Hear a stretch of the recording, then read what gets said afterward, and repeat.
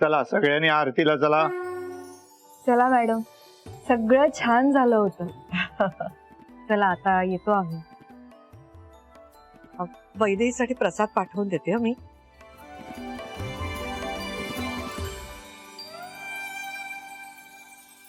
राज, मी जे काही बोलले त्याचा नीट विचार कर बाळा.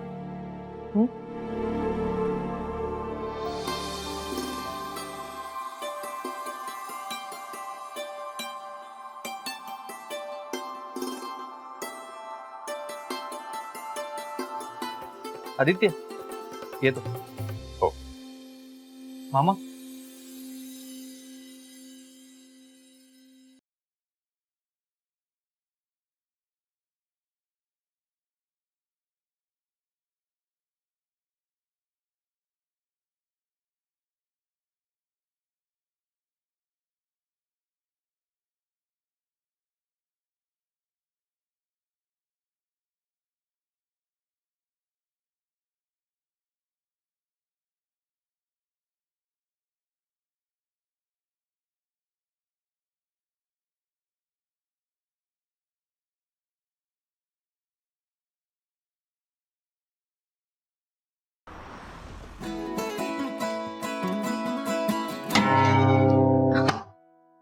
राज, किती कमाल गिटार वाजवतोस तू. पण आता खरंच बास कर. गेला तासभर वाजवतोय सारे गिटार. थकलास? मी रात्रभरही वाजवू शकतो. ऍक्च्युली हे असं लागल्यावर घरी बसून राहायला किती बोर होतं ना, मला चांगलंच माहितीये. मला जेव्हा हाताला लागलं होतं ना तेव्हा चांगलंच कळलंय मला काय बोर झालं होतं तुला सांगू. त्यामुळे तू बोर होऊ नयेस म्हणून आणि तू बरी होईपर्यंत मी अगदी नॉनस्टॉप गाणी वाजवू शकतो. म्हणजे तू ऐकून बोर होत नाहीस तोपर्यंत. थँक्यू. चला वैदेही, हात दे तुझा पटकन. हात दे ना तुझा. हात कशासाठी? कशासाठी म्हणजे? अगं पट्टी कालपासून तीच ठेवलीस तू, बदलायला नको. दे. अगं नको नको, हे बघ नको. मी डॉक्टरांकडे जाऊन करून येईन ड्रेसिंग. तू नको करू. अगं नको नको काय करतेस वैदेही? अगं 2 दिवस पट्टी तशीच ठेवलीस तू, बदलायला नको का? बघू दे मला जखम. अगं नाही, एवढी मोठी नाहीये जखम. ते होईल मॅनेज. मी करून येईन डॉक्टरांकडे जाऊन. छोटीच आहे ना जखम, मग मी करू शकेन ड्रेसिंग. अगं नको का. नको नको काय करत राहिलीयस वैदेही? घाबरत राहू नको, सेफ्टी होईल. बरं तुझ्या गोळ्या औषधं सगळं कुठे ठेवलंय? गोळ्या औषध? अरे बापरे. अगं ते माझी औषधं सेक्रेटरीकडेच राहिली. काय? कशी का तू अशी वेंदळी वैदेही? एवढी मोठी कामं करतेस, एवढे मोठमोठे इव्हेंट्स तू मॅनेज करतेस, साधी स्वतःची काळजी घ्यायला जमत नाही तुला? हो का? ते काही नाही. त्या सेक्रेटरीला प्रिस्क्रिप्शनचा फोटो पाठवायला सांग. आपण नव्याने विकत घेऊ औषध. बघू हात. नाही हात नको. तू ते ड्रेसिंग नको करू ना. वैदेही, मी तुझं काही ऐकणार नाही. अगं हात बघू दे. काऊ नको. विराज तू सांग ना. हो काकू, ती नाही म्हणते ना, मग राहू द्या. कशाला त्रास देत आहे? त्रास नाही देते, मी काळजीनेच म्हणतेय तिला. कळली तुमची काळजी, पण आता राहू द्या. उद्या बघू ड्रेसिंग चेंज करायचं.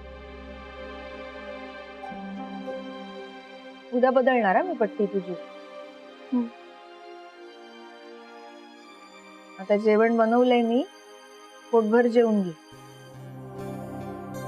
हेच नको तेच नको असं करत राहू नको. हो काऊ.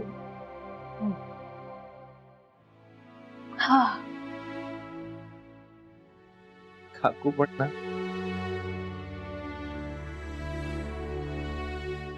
एक विचारू? अगं विचार ना. अशी परमिशन काय मागतेस? नाही माहित नाही, पण तुम्ही घरी जाऊन आल्यापासून तू जरा वेगळा वागतोयस. म्हणजे नेहमी सारखा वागत नाहीयेस.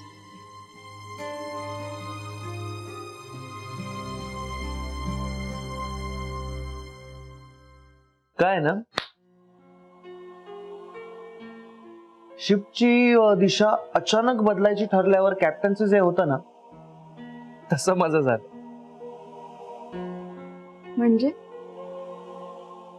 म्हणजे आजवर वाटायचं की नात्यात अडकायला नको, लग्न करायला नको. पण आज वाटतंय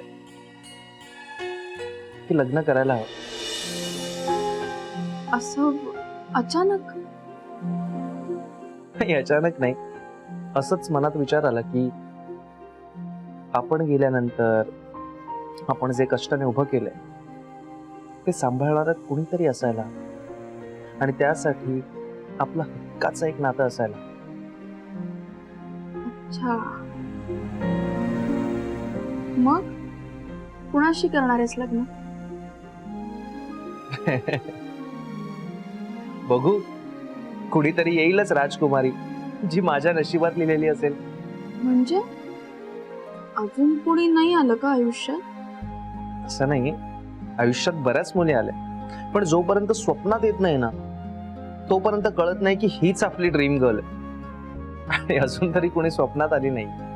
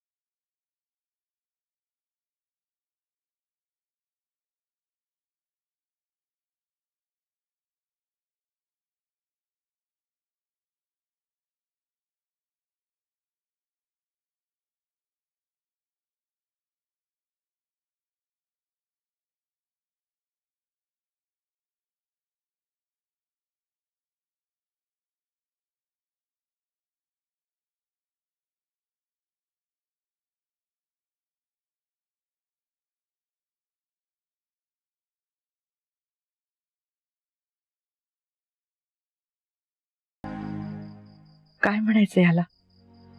स्वप्न की संकेत?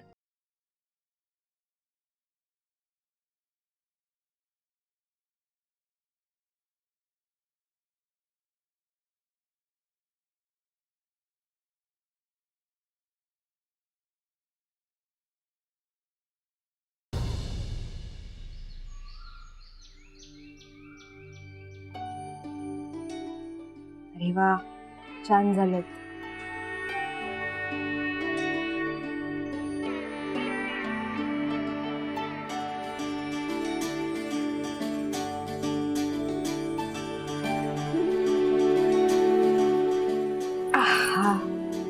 मोदक तयार झाले, आता मी तयारी करायला जाते.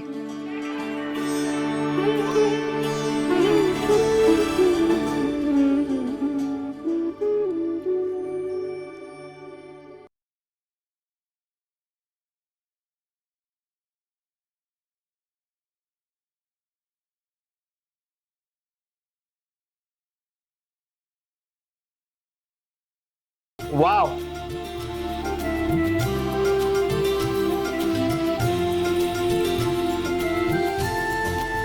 मोदक काय राजवर्धन मोहिते, बघताय काय? वा सुरू.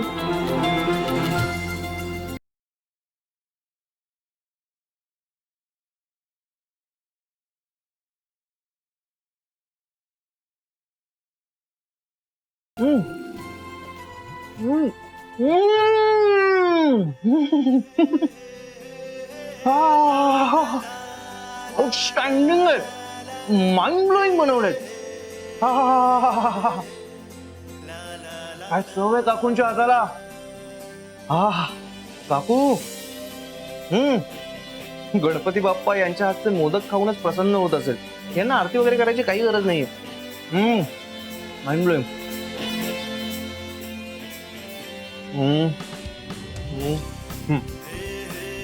ओके.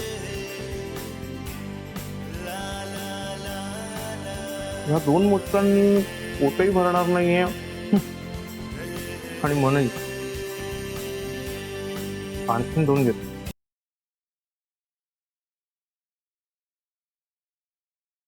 वैदेही, मोदक. मोदक हा? आई. हे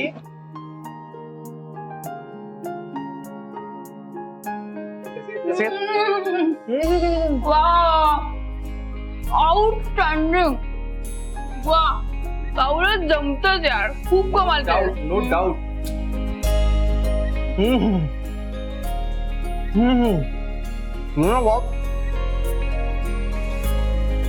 मी लहान असताना असे 11 मोदक खालतो. 11. घरी माझ्यासाठी वेगळे आणि गणपतीसाठी वेगळे मोदक केले जायचे. मोदकच लाव. हो, मी पण लहानपणी खूप मोदक खायचे. गणपतीच्या दिवसात तर माझं वजन हमखास वाढायचं. ते दिसतच आहे. काय चाललंय तुमचं? काय? तुम्ही मोदक खाताय? हो. अहो, का खाताय? का खाताय म्हणजे हे खाण्यासाठीच केलेत ना, की याचं एक्झिबिशन लावणार आहात. तसं नव्हे हो. मग कसं? विषय असा आहे की मी हे मोदक तुमच्या घरी नेण्यासाठी बनवले होते आणि आता तुम्हीच खाऊन टाकले. आता मी प्रसाद म्हणून काय नेऊ? रिकामा डबा? मग तुम्ही आधी आम्हाला सांगायचं ना. आम्हाला वाटलं हे आम्हाला खायला गेलेत आणि घरी न्यायला तुम्ही वेगळे झाकून ठेवले असाल. आम्हाला काय माहिती आता. आणि तुम्ही कसं प्रत्येक सणाला काही ना काही बनवत असता ना आमच्यासाठी, म्हणून आम्हाला तसं वाटलं. अहो पण मग तसं मला विचारायचं ना. अरे बापरे, आम्हाला वाटलं तुम्ही जे काय करता ते आम्हा लहान बालकांसाठी करता. बालक? तुम्ही बालक आहात. एकदा आरशात जाऊन बघा स्वतःचा चेहरा. बघ जाऊ. आता मला परत मोदक बनवावे लागणार. आता काय मी करू देवा? बाजूला बाजूला. 4च उरलेत. काकू, आता काय आहे? अहो हे राहिलेत, यांचं काय करू? आता काय खाऊन घेतो. टाका कशात आणि करा पोटातली आग शांत. जो हुकुम काकू.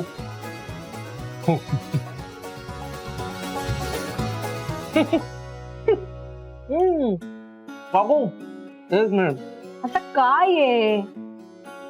तुम्ही इतक्या प्रेमाने कष्टाने मोदक बनवले खरे, पण तुम्ही खाल्लेच नाही. हे घ्या, हा अर्धा मोदक माझ्याकडून खास तुमच्यासाठी. घ्या घ्या घ्या. नको मला. घ्या हो, बरे केलेत तुम्ही. नको. खाऊन तर बघा, टेस्ट करून बघा, आवडतील तुम्हाला. खरंच आहे का? खरंच आहे का? घ्या घ्या घ्या, संपवा, पूर्ण संपवा. मग खा हो. बरे बनवता तुम्ही, घ्या.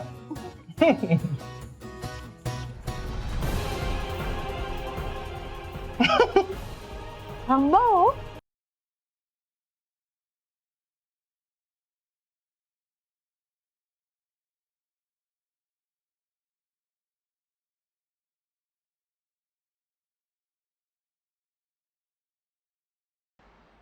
ह्या गणपतीला हा राजवर्धन घरी येऊन गेल्यापासून ना मला फार भीती वाटायला लागली बाबा. अहो हा परत तो घरी राहायला येणार नाही ना? नाही काय ही रत्नमाला आहे ना, गोड गोड बोलवून त्याला पटवून कधी घरी घेऊन येईल ना कळणार सुद्धा नाही आपल्याला. मग परत आहेच आपल्या डोक्यावर हमनिऱ्या वाटायला तयार. हा घरी असला ना की सगळीकडे ना कसं याचं बारीक लक्ष असतं. नाही नाही नाही, मला फार टेन्शन यायला लागलंय हो याचं. तू काही टेन्शन घेऊ नकोस. सगळी व्यवस्था झाली. पेशन्स ठेव. आत्ताच बघतो काम कुठवर आलंय.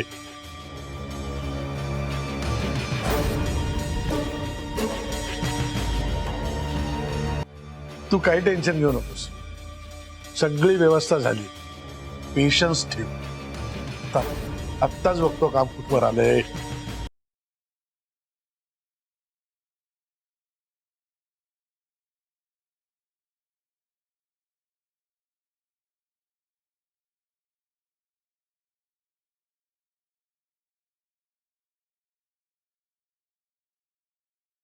हॅलो सर, कुठे आहेस? कालची सुट्टी संपली, आता ऑफिसमध्ये चालू आहे. बरं, ते आपण कावेरीसाठी केलेलं काम कुठपर्यंत आलंय? अरे म्हणजे जो अकाउंट नंबर आपण बदलला त्याचा काही फायदा होईल ना? साधारण त्या अकाउंटला किती रुपये जमा झाले असतील? मागे एकदा बच्चू मामाने जमा केले होते. त्याआधी कावेरीने 3-4 वेळा. आपलं रोजचं उत्पन्न बघता 4 ते 5 लाख रुपये जमा झाले असतील सर. म्हणजे अजून थोडे दिवस थांबायला पाहिजे. काय त्या अकाउंट मध्ये जरा जास्त पैसे जमा झाले ना तर कावेरीने केलेल्या आर्थिक घोटाळ्याची बातमी दमदार होईल. ठीक आहे, मी सांगतो तुला बातमी कधी आउट करायची. ओके ओके, चालेल, कळवा सर. बाबा चला, काकीने विसर्जनाच्या तयारीसाठी बोलवले. विसर्जनाचीच तयारी करत होतो. ठीक आहे, आधी गणपतीचं विसर्जन करू, मग कावेरीचं विसर्जन करायला घेऊ.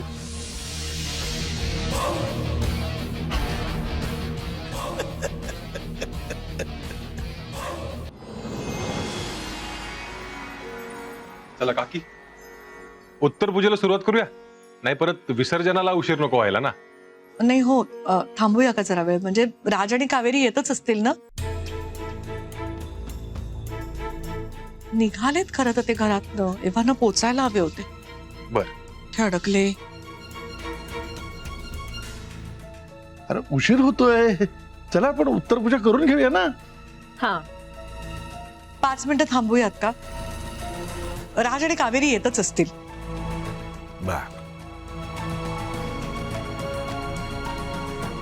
हे काय आलेच.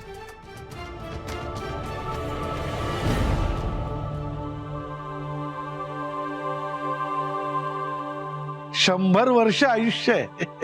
नाही?